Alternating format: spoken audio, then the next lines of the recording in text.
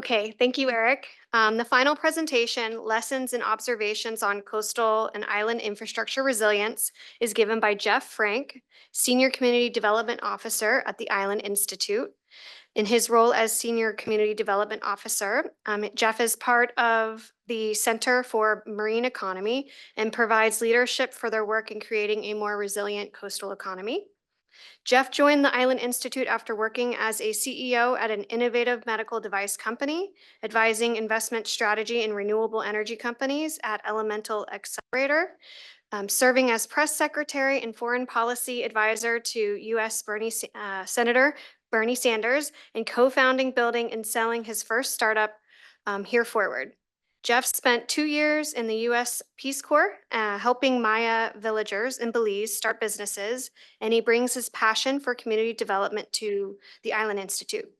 He is a third-generation Mainer, which I think makes you a true Mainer, right? With a family history embedded in Maine's coastal communities. His grandfather was a lighthouse keeper on Wood Island, Owl's Head, and Portland Head Light, and he grew up exploring tide pools along the coast.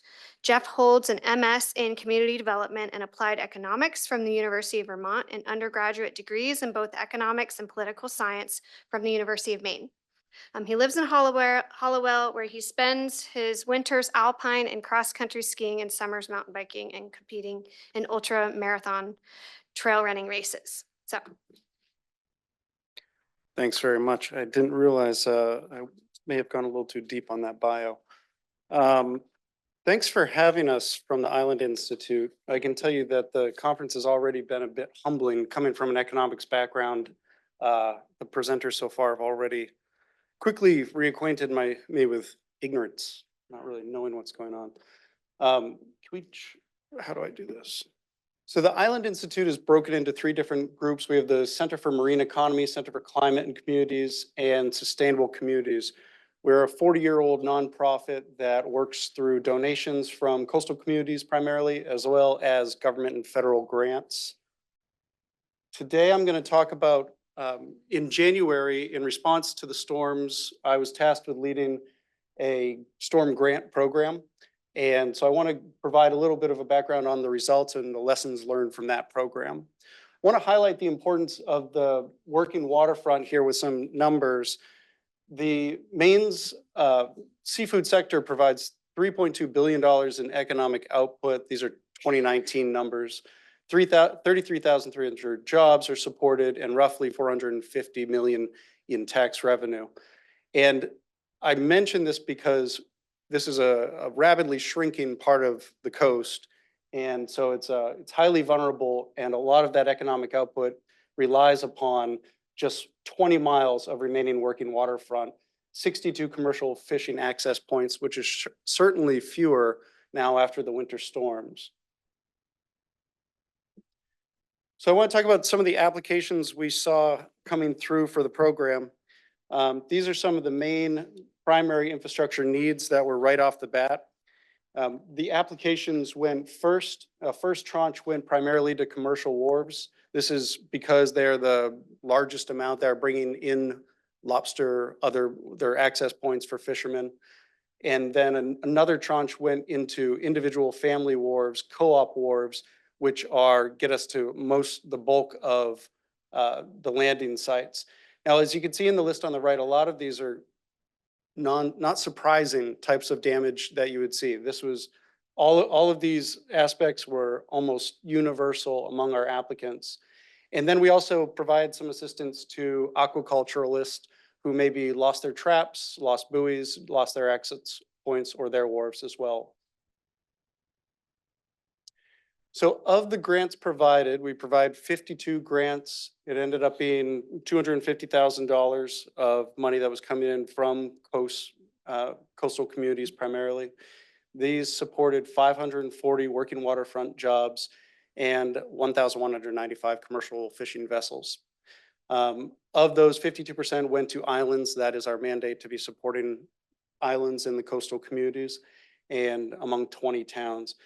Naturally, because of the size and the direction of the storm, a certain part of the coast was impacted and a lesson was taught to another part of the coast. those who weren't hit, we might see folks maybe in Millbridge or Beals Jonesport that were hit significantly hard. And right down the road in Cutler, you saw no impact at all. And so I think in addition to one of the lessons being that those recipients of the grants, when asked, would almost universally were saying that this is a new era. We're coming to agreement that the coast is not experiencing or planning for climate change, it's experiencing climate change. But that lesson hopefully is also contagious into the areas that weren't necessarily impacted. So this is probably a little bit too much language to quote, but it speaks to what I was just talking about. The feedback that we received from these folks were often, I've never reached out for help before and now I had to, and I'm glad I did. Or this was one persistent sentiment we received in the application process, is that I'm okay, give it to somebody else, even though their wharf has been toppled over. So really pushing people to ask for help, to get help, and for their rebuilding. And then overwhelmingly saying, we've been thinking about climate change for years and now it's here. So as we think about that and changing the sentiment of adoption toward greater climate resiliency measures, this seems like an opportunity after these storms with the alignment of thinking. So I want to go over some of the lessons we gathered from these, and we're still doing follow-up. Our 6-month questionnaire to grantees is going out now, and so we'll have some new information soon. But some of the lessons: marine-based construction resources are currently insufficient for a timely response to large-scale storms. I think everybody here understands that. Obviously, there's a significant barrier of entry for anyone in the marine construction industry. You don't just go pick up a wharf and start, or pick up a barge and start building wharves with your construction materials. So obviously, some of the rebuilding projects are being scheduled several months out. Additionally, the bidding process incentivizes, when there's an oversupply of contracts out there, to be going to the higher price contracts. And so some of those mid-level and smaller level contracts go ignored or get pushed out. What we saw very quickly, and you can see back in the list that I showed of the types of immediate repairs that were going, that were being used or fixed with the grants we gave out, is that ad hoc rebuilding processes don't lend themselves to long-term planning.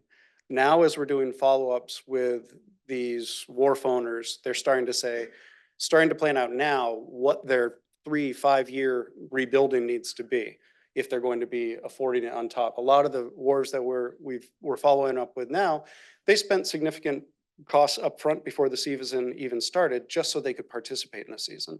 So they're trying to get back up to parity financially before they can start considering long-term measures. Say not all wharves will be rebuilt. So the aggregation toward flood resilient wharves is likely. And I mentioned this as a potential vulnerability for the coast because as you have consolidation of landing points for fishermen, those fewer landing points are more vulnerable. Now, naturally, those that are more resilient will survive for the next storm and through the next storm. But what we're hearing is that a lot of people with the smaller wharves, maybe a handful, maybe a dozen fishermen use that wharf, they just don't have the capital to rebuild. Like I mentioned, near unanimity around the impacts of climate change are here, real.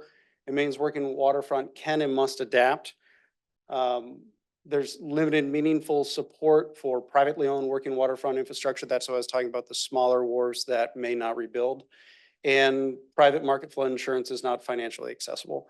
There are other policy measures that are used in other states that don't exist here, but without a doubt, flood insurance wasn't something that any of the wharves that we talked with were using. And just earlier this week, we had a meeting at the Island Institute with the Governor's Commission on Resilience and Rebuilding. And we were hearing that they have not found a single person who had a successful experience with their insurer to get paid back for some of the damages. I will add from that meeting some lessons gleaned that there are significant permitting and regulatory barriers for rebuilding. Naturally, there needs to be the appropriate assessments with DOT to make sure that the rebuilding is taking place in a proper way.